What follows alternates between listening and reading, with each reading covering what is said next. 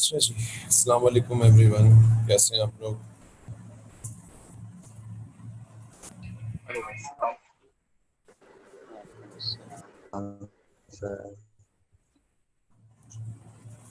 Your school, your college is going to open from 15th of September, inshallah.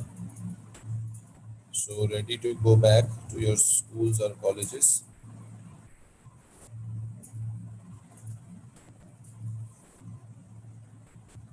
Ji,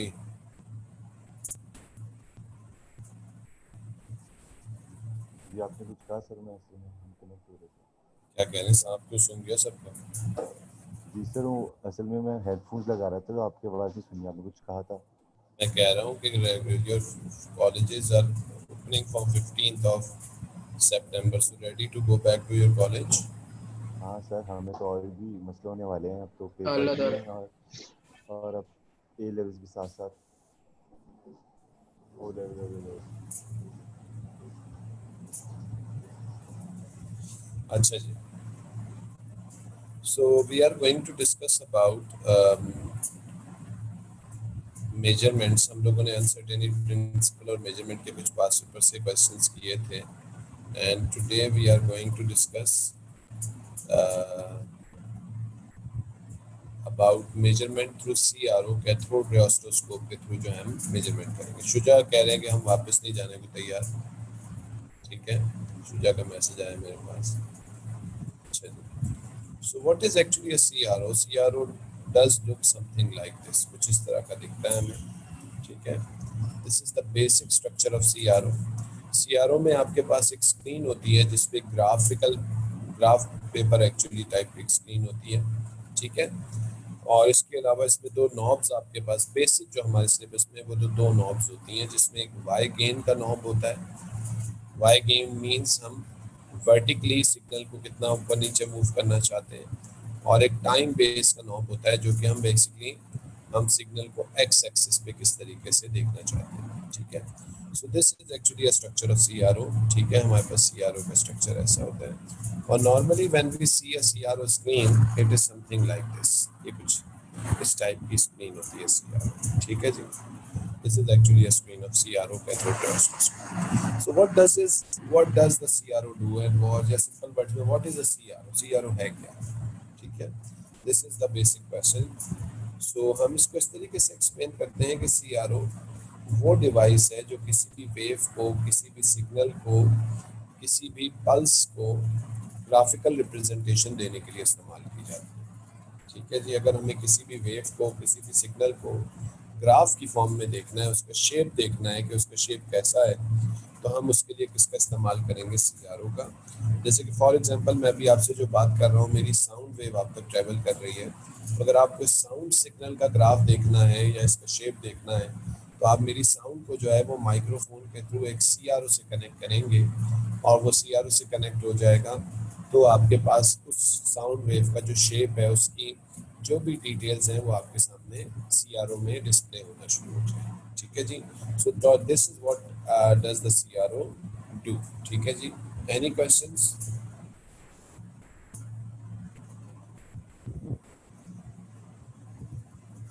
ji, anyone having any question, any issue? No sir. So I want you now to write down this thing actually. Okay, CRO is a device. Please write it down. CRO is a device. एक minute.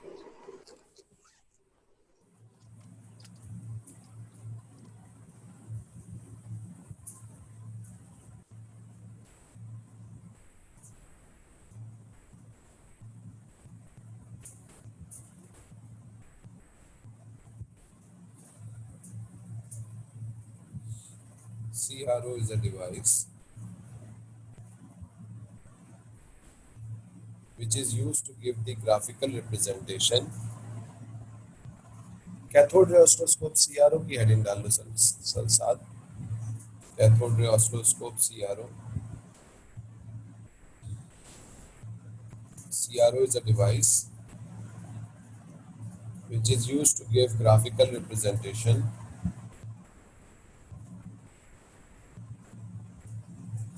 which is used to give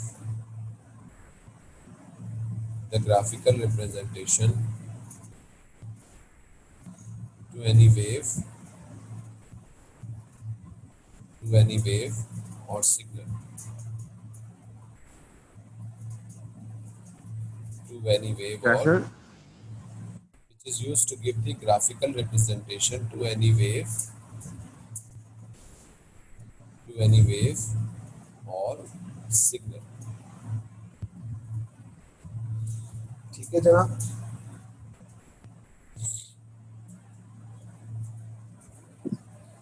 तो किसी भी signal को, किसी भी wave को graphical representation देने के लिए हम किसका इस्तेमाल करते हैं? सीआरओ का इस्तेमाल करते हैं। तो इसका मतलब है सीआरओ एक ग्राफ है और ग्राफ में हमारे पास एक एक्स एक्सिस भी होता है, एक वाई एक्सिस भी होता है और एक्स एक्सिस को जो है बनाने के लिए हम एक्स एक्सिस का एक स्केल लेते हैं, ठीक है, और वाई एक्सिस पे हम ग्राफ बनाने के लिए वाई एक्सिस का एक स्केल ले रहे होते हैं, ठीक है जी। यही चीज़ हम लोग कर रहे होते हैं, ठीक है। तो इसको भी ज़रा आगे नोट डाउन कीजिएगा।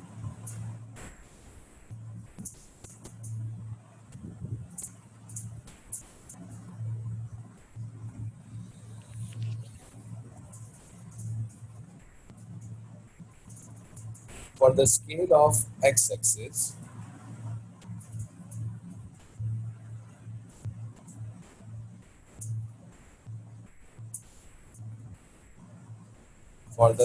of x-axis, we have time-based setting.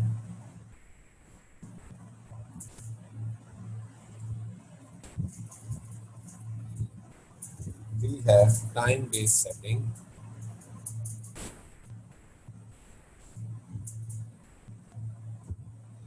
We have time-based for the scale of x-axis. For the scale of x-axis, we have time-based setting. We have time-based setting.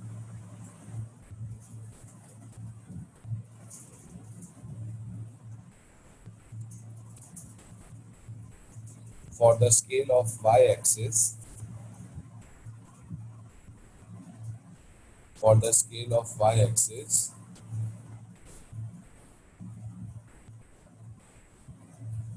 for the scale of y-axis, we use y-gain setting. We use y-gain setting.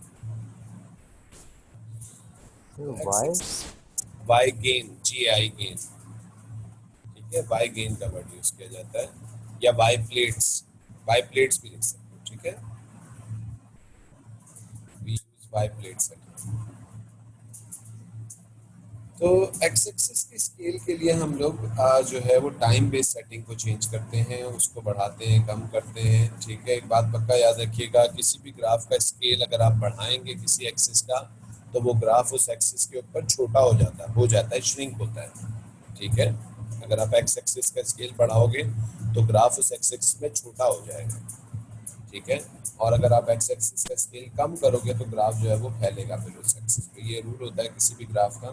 हमारा graph अगर बहुत छोटा बनता है, कोई graph हम बनाते हैं जब, और हम कहते हैं कि यार ये बहुत ही नन्हा मुन्ना सा बन गया है, तो हम क्या करते हैं, उसके बाद स्केल को मजीद छोटा करते हैं उस एक्सिस के, ताकि वो ग्राफ जो है वो फिर फुली स्प्रेड होके जो है हमारे पास जो है वो पूरे के पूरे ग्राफ पेपर के ऊपर स्प्रेड आउट हो जाए, ठीक है जी। इस तरीके से, ठीक है।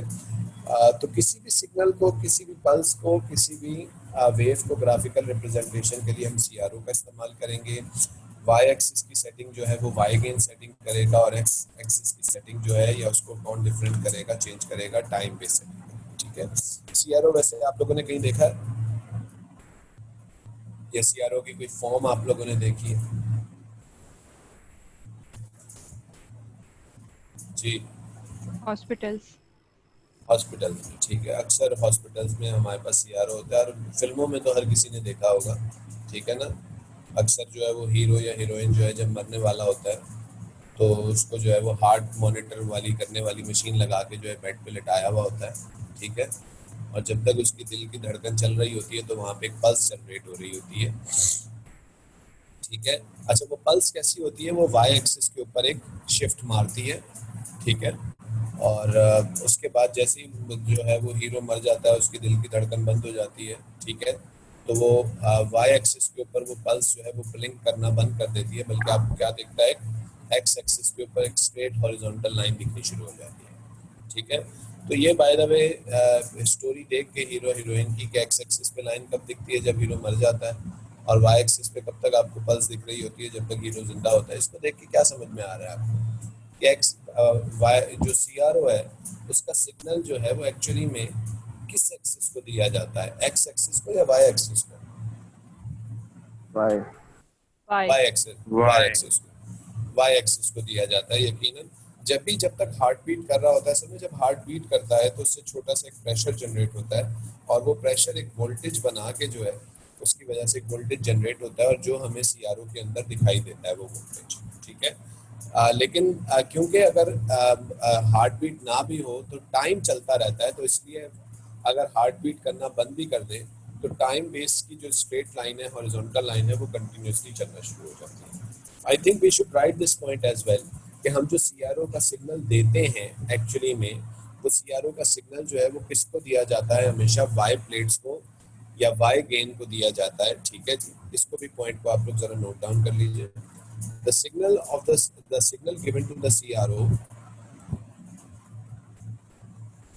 the signal given to the CRO is always given to y-axis, is always given to y-axis, ठीक है जी। तो जो CRO का सिग्नल है वो हमेशा किसको दिया जाता है, y-axis को दिया जाता है, ठीक है। Any questions up till now?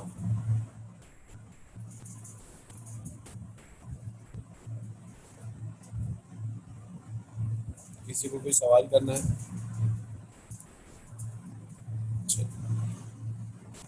अच्छा, they sometimes ask you a question, how a cathode ray oscilloscope can be used to measure the frequency या time period of a signal। हम किसी भी सिग्नल का टाइम पीरियड या frequency जो है उसको किस तरीके से कैथोड रे ऑसिलोस्कोप से मेजर कर सकते हैं। तो आपके सामने स्क्रीन पे डिस्प्ले हुआ हुआ एक सिग्नल, ठीक है जी, और हमें सिग्नल का हमें टाइम जो है वो मेजर करना है कि लेट्स से सिग्नल का टाइम पीरियड क्या है, ठीक है। So let's discuss that thing कि टाइम पीरियड कैसे होगा हमारे पास। इसको जरा ध्यान से देखिएगा बच्चों।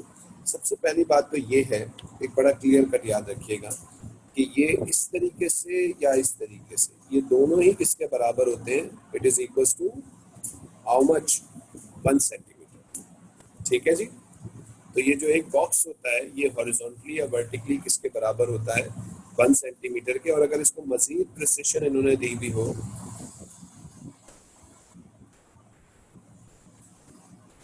कभी कभार वो इस 1 बॉक्स के बीच वाली लाइनें भी आपको बना के दे रहे होते हैं, ठीक है जी। इस तरीके से ये छोटे छोटे बॉक्सेस भी हमारे पास बने बनाए आते हैं। तो एक्चुअली में आपको 1 सेंटीमीटर में कितने बॉक्सेस दिखेंगे, एक्चुअली में 5 स्मॉल बॉक्सेस दिखेंगे, ठीक है। ये चीज याद रखिएगा, वर्टिकली भी और हॉरिजॉन्टली, ठीक है जी। इसमें किसी को क्वेश्चन, आई थिंक ये सबको ऑलरेडी ये बात पता होगी कि हमारे ग्राफ में ये जो एक बॉक्स होता है ये 1 सेंटीमीटर के बराबर होता है हॉरिजॉन्टली और वर्टिकली, और इसके अंदर एक्चुअली में 5 छोटे बॉक्सेस होते हैं जो कि मिलके क्या बना रहे होते हैं, 1 सेंटीमीटर बना रहे होते हैं। अच्छा, एक सिग्नल का टाइम पीरियड अगर हमें मेजर करना है, टाइम पीरियड, तो एक सिग्नल, एक कंप्लीट वेव जो होती है, 1 वेव, वो कंसिस्ट ऑफ 1 क्रेस्ट और 1 ट्रफ के बराबर होती है, ठीक है। तो एक पूरा का पूरा जो वेव होता है वो एक क्रेस्ट से स्टार्ट होके एक ट्रफ पे क्या होता है, खत्म हो जाता है, ठीक है जी। तो दिस इज एक्चुअली 1 वेव। तो हम क्या करते हैं CRO में, अगर हमें इसका टाइम पीरियड निकालना है तो उसके लिए what we do, we first measure the wavelength of the wave. हम CRO पे मेजर करते हैं इसकी वेवलेंथ, ठीक है। तो हमने इसकी अगर वेवलेंथ को मेजर कर लिया है तो वेवलेंथ लैम्डा का सिंबल होता है, दैट इज इक्वल्स टू 1 2 3 4, कितने 4 आपको सेंटीमीटर, 4 सेंटीमीटर इसकी वेव है, ठीक है जी। हमारे पास जो इस वक्त वेव है उसकी जो वेवलेंथ है वो 4 सेंटीमीटर है, और इसको फिर हम जो वेवलेंथ होती है टाइम निकालने के लिए, time is equal to wavelength time period multiply by time base setting, ठीक है। जो टाइम या एक्स एक्सिस का जो स्केल आपको गिवन होता है या जो टाइम बेस सेटिंग आपको गिवन होती है, वो टाइम बेस सेटिंग जो है उसको हम इस्तेमाल करके फिर इसका टाइम पीरियड कैलकुलेट करते हैं। लेट अस कंसीडर जो इस वक्त हमें टाइम बेस सेटिंग गिवन है वो कितनी गिवन है, 10 मिली सेकेंड्स पर सेंटीमीटर आपको गिवन है। ये मैंने सर्कल कर दिया है इसको, अगर आपको दिख रहा है तो हम ये कंसिडर कर रहे हैं एक्चुअली में कि एक सेंटीमीटर या एक बॉक्स जो है कितने के बराबर है, 10 मिली सेकेंड्स के बराबर। तो what we will do, we will multiply 4 by 10 which is equals to 40 milli seconds. ये अब हमारे पास क्या आ जाएगा, 40 मिली सेकेंड्स आ जाएगा। सो this is how you will measure the time of the any signal. आपके पास किसी भी वेव का अगर आपको टाइम मेजर करना है तो इस तरीके से मेजर करेंगे। And after that if they want the frequency, अगर वो फ्रीक्वेंसी को भी मांग रहे हैं तो फ्रीक्वेंसी के लिए we will use the simple equation f is equals to 1 upon t या 1 अपॉन टाइम पीरियड हम करके फिर इससे इसकी क्या कैलकुलेट कर लेंगे, फ्रीक्वेंसी को कैलकुलेट कर लेंगे। By the way frequency measure नहीं होती, फ्रीक्वेंसी कैलकुलेट की जाती है। पहले हमें टाइम पीरियड को मेजर करना पड़ता है और उसके बाद फिर हम लोग उसकी फ्रीक्वेंसी को कैलकुलेट कर रहे हैं। सो this is one question basically they can ask in the paper, or they can ask another question ke how can you measure the peak voltage of a signal। किसी भी सिग्नल का peak voltage आप कैसे calculate करते हैं। तो peak voltage को major करने के लिए आप क्या करते हो, आप सबसे पहले किसी भी वेव का एम्पलीट्यूड लेते हो, and we all know what is an amplitude. ये जो वर्टिकल लाइन होती है ये पूरी की पूरी, या यहाँ से भी हम नीचे ले सकते हैं टॉप से भी, ये इस वेव का क्या होता है, एम्पलीट्यूड होता है। What you will do, you will measure the amplitude first. जैसे कि इस वक्त एम्पलीट्यूड कितना आ रहा है, 2 सेंटीमीटर है ना, और फिर आप इस क्या करते हो, पीक वोल्टेज के लिए, मैक्सिमम वोल्टेज के लिए, ठीक है, पीक लिख देता हूँ मैं इसको, क्या करते हो, एम्पलीट्यूड को मल्टीप्लाई कर देते हो बाय गेन सेटिंग से, ठीक है जी। हम इसके बाद नेक्स्ट स्टेप में हम सिंपली ये करते हैं कि हम पीक वोल्टेज निकालने के लिए इसको बाय गेन सेटिंग के साथ मल्टीप्लाई करते हैं, ठीक है जी।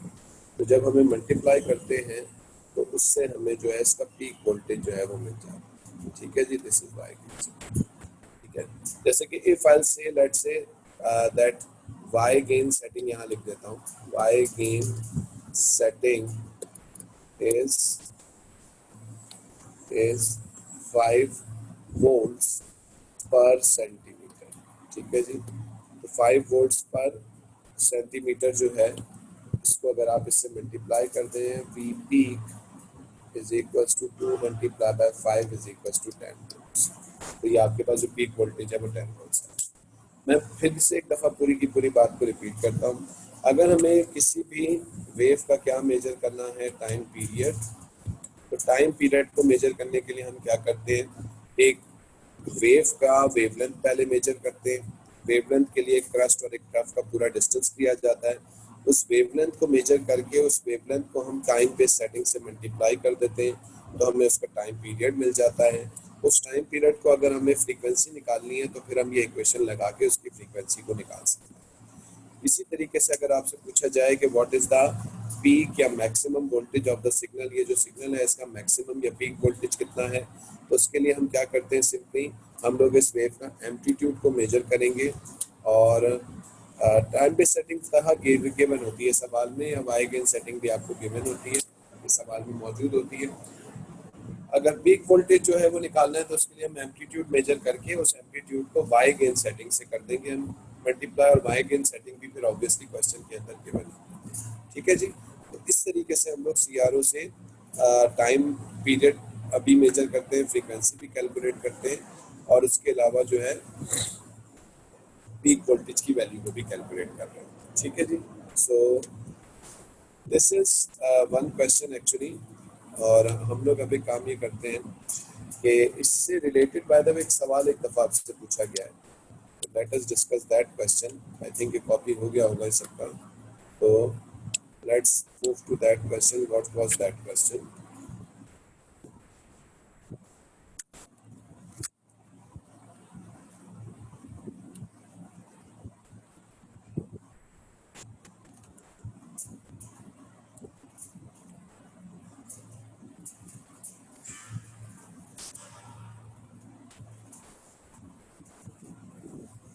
जी, so this was the question they asked in a paper.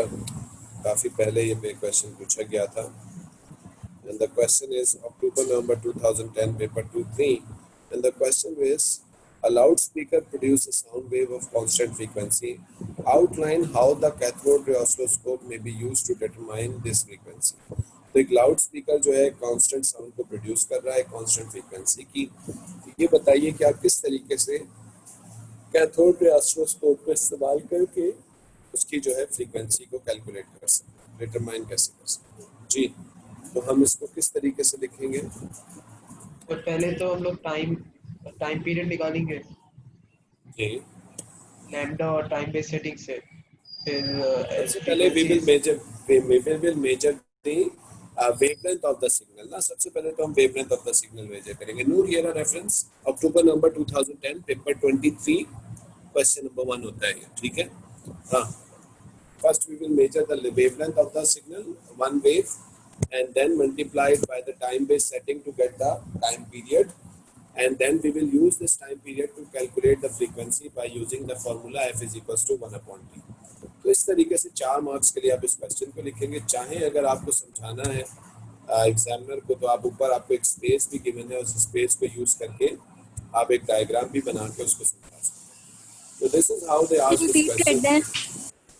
Repeat कर दूं किस तरीके? सबसे पहले we will measure the wavelength of the signal. सबसे पहले हम वेवलेंथ सिग्नल की मेजर करेंगे, then we will multiply the wavelength with the time base setting.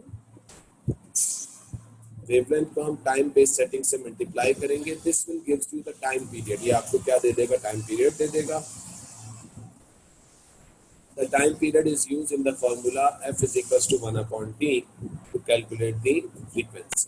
इससे फिर हम लोग क्या डिटरमाइन कर लेंगे? उसकी फ्रीक्वेंसी को डिटरमाइन करना, ठीक है? सो this is one of the question which is asked, ठीक है? और आई होप आप सबको समझ में आ गया है कि सीआरओ में किस तरीके से मेजरमेंट्स ली जाती हैं, किस तरीके से इसको यूज अप किया जाएगा। अच्छा, मैं अब इसके एक दो क्वेश्चंस और करवाऊंगा आप लोगों को, और जो क्वेश्चंस थोड़े से डिफरेंट होते हैं इन चीज़ों से। जी, टाइम पीरियड बाद, time period we will multiply the wavelength with the time base setting to measure the time period। फिर हम इससे time period measure करेंगे। The time period is then used, the time period is then used in an equation f is equals to 1/t, f is equals to 1/t to calculate its frequency, ठीक है जी?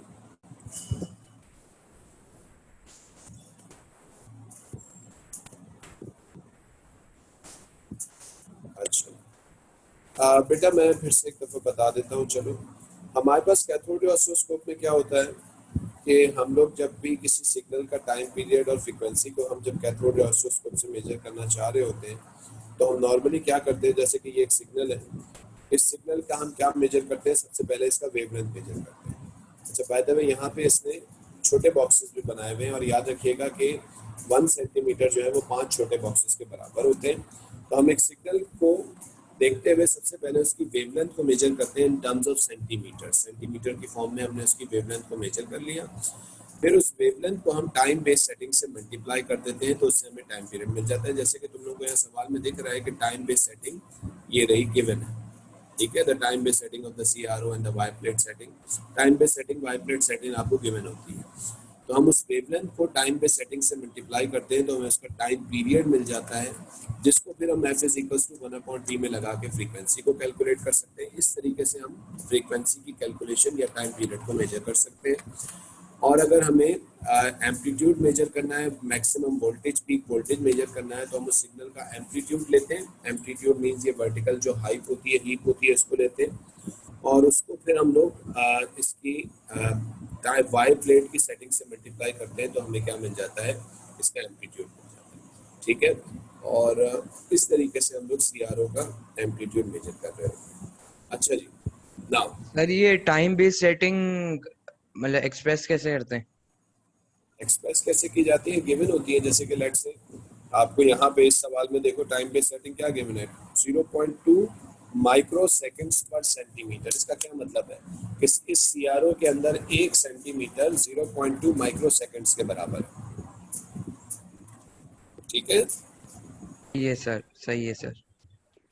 अच्छा जी, तो I am going to discuss this question with you all. मैं ये question आप लोगों के साथ डिस्कस करूंगा। A source of radio wave sends a pulse towards a reflector. एक रेडियो वेव की सोर्स है जो रिफ्लेक्टर के ऊपर एक पल्स को भेजती है। ठीक है, लेट्स ड्रॉ अ डायग्राम, एक डायग्राम बनाते हैं। ये वो रेडियो वेव की सोर्स है और ये रिफ्लेक्टर है। ये सोर्स इस रिफ्लेक्टर पे इस डायरेक्शन में वेव भेजती है, रेडियो वेव्स भेजती हैं। रेडियो वेव्स कौन सी वेव्स होती हैं, इलेक्ट्रोमैग्नेटिक वेव्स होती हैं, यू ऑल नो।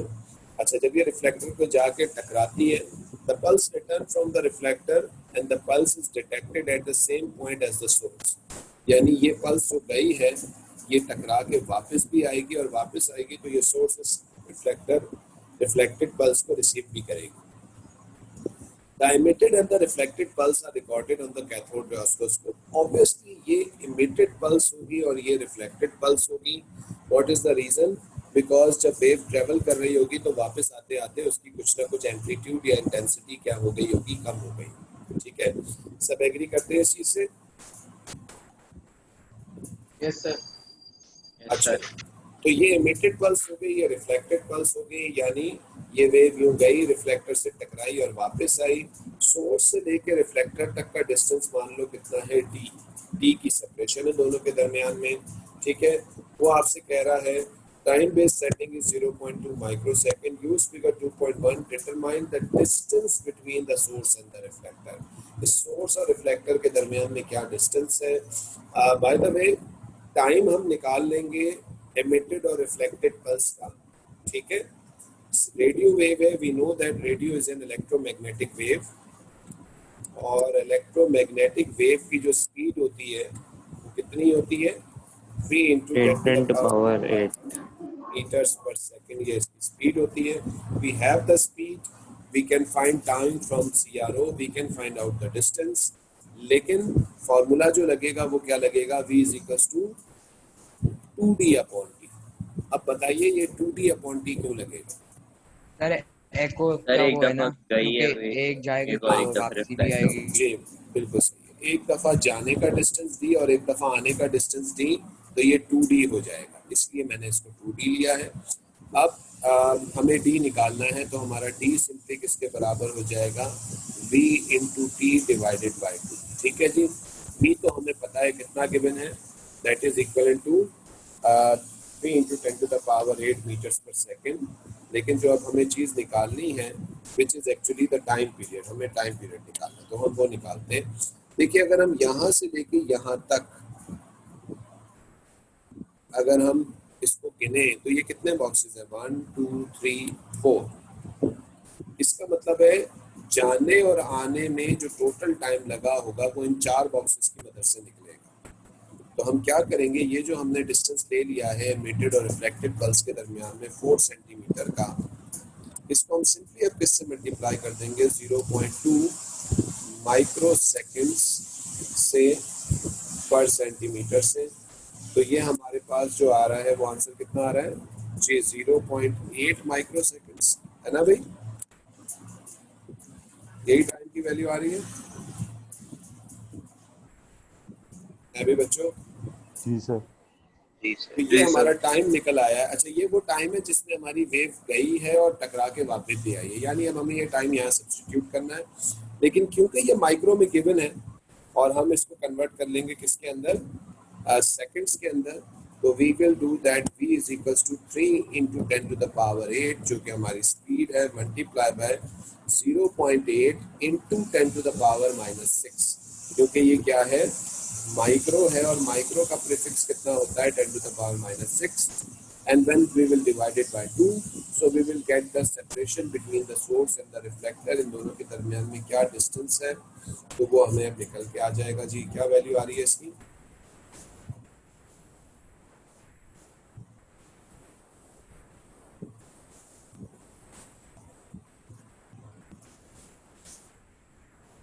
सर 120। 120, तो d हमारे पास कितना है, 120 मीटर्स का डिस्टेंस। ठीक है जी। तहा 10 टू द पावर -6 कहाँ से आया, ये जो लिखा हुआ है ना, ये सिंबल u जैसा बना हुआ है, इस u के सिंबल को माइक्रो बोलते हैं, और माइक्रो का प्रीफिक्स होता है 10 टू द पावर -6, यानी माइक्रो सेकंड्स को जब हम सेकंड्स में कन्वर्ट कर रहे हो तो हम उसको सिंपली क्या करते हैं, जो भी वैल्यू है, जैसे कि 0.2 है, उसको हम 10 टू द पावर -6 से मल्टीप्लाई कर देंगे तो ये माइक्रो सेकंड से सेकंड्स में चला जाएगा। लेकिन हमारा क्योंकि टाइम यहाँ पे 0.8 आया था, तो हम इसको फिर जब मल्टीप्लाई कर रहे हैं 10 टू द पावर -6 से, तो 0.8 माइक्रो सेकंड्स। ठीक है जी। So this is how you will get it जी। Now the reference of this question is October-November 2013 paper 21, October-November 2013 paper 21 का सवाल है। I hope this is clear. 120 metres का डिस्टेंस है सोर्स और रिफ्लेक्टर के दरमियान में। इसको मैं मिटा दूं जरा।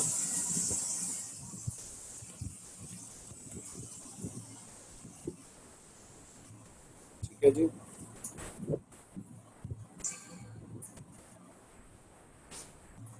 अच्छा,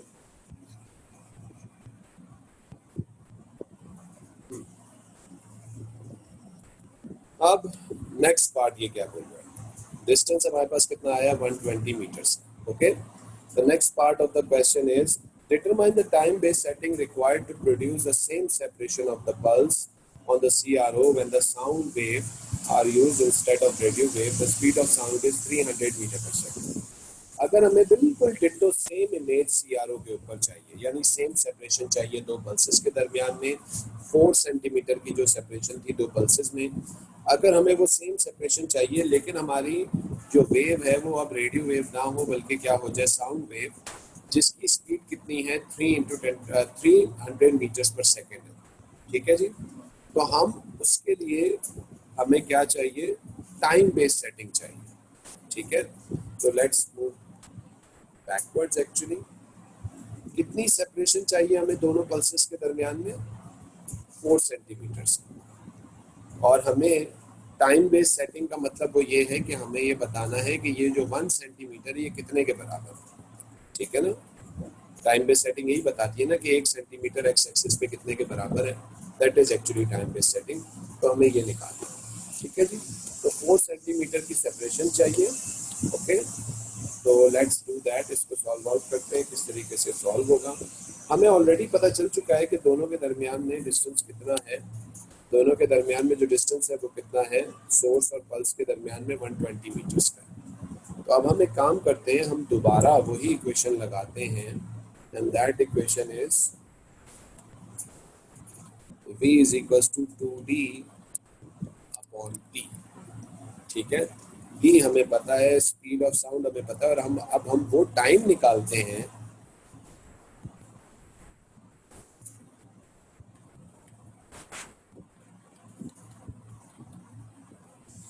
हम वो टाइम निकाल रहे हैं जो साउंड वेव लगाएगी ट्रेवल करने में। वो तो इलेक्ट्रोमैग्नेटिक वेव ने ट्रेवल करने का टाइम लगाया था 0.8 सेकेंड्स। तो अब हम साउंड के लिए वो टाइम निकालते हैं। तो इस दफ़ा हम t को डिटरमाइन करेंगे, तो that is 2d upon v, और ये हो जाएगा 2 टाइम्स 120। वही 2d इसलिए लगा रहा हूँ क्योंकि साउंड वेव भी जाएगी और वापस आएगी, और दिस इज डिवाइडेड बाय 300। ठीक है जी। सो हमारे पास 240 डिवाइडेड बाय 300 क्या आंसर आ रहा है हमारे पास? 0.8 0.8 सेंटीमीटर या मीटर्स?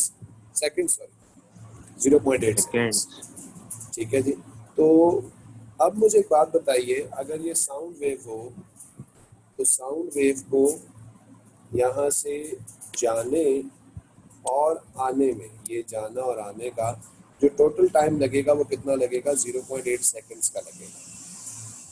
यानी 1 2 3 4 5 4 बॉक्सेस जो होंगे साउंड वेव के लिए वो किसके बराबर होंगे? 0.8 के। तो मुझे बताइए कि फिर एक बॉक्स या टाइम बेस्ड सेटिंग साउंड के लिए कितनी होनी चाहिए? तो what we will simply do, we will divide 0.8 by 4 which is 0.2 equals to 0 seconds, जो कि सिंपली क्या होगी? 0.2 सेकंड्स हो जाएगी। ठीक है जी। यानी वहां पे हमने टाइम बेस्ड सेटिंग रखी थी 0.2 माइक्रो सेकंड्स। ठीक है। और यहाँ पे हम कितनी सेकंड्स रखेंगे? 0.2 सेकंड्स रखेंगे। बात समझ में आ रही है? तो this is how you will solve this question. Any questions? ठीक है जी।